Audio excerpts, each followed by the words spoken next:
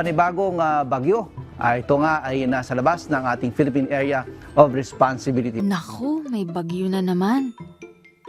Pero bakit nga ba madalas na magkaroon ng bagyo sa Pilipinas? Ang Pilipinas ay ang pinakamadalas na binabagyo na bansa sa buong mundo. Tinatayang 20 bagyo ang pumapasok sa Pilipinas kada taon.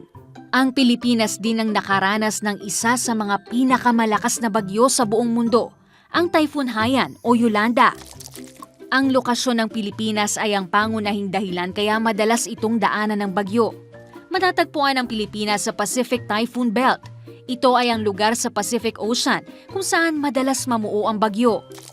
Dagdag pa rito, maraming coastal area o baybayin ang Pilipinas dahil napapaligiran ito ng tubig dagat na kapag mainit ang tubig dagat ay isa ito sa sanhi para mabuo ang bagyo. Dahil sa dalas ng pagkakaroon ng bagyo sa ating bansa, dapat lamang na maghanda tayo sakaling magkaroon ng sakuna. Pero higit sa lahat ay ang pagtatagubilin sa Diyos na makapangyarihan sa lahat. Now you know!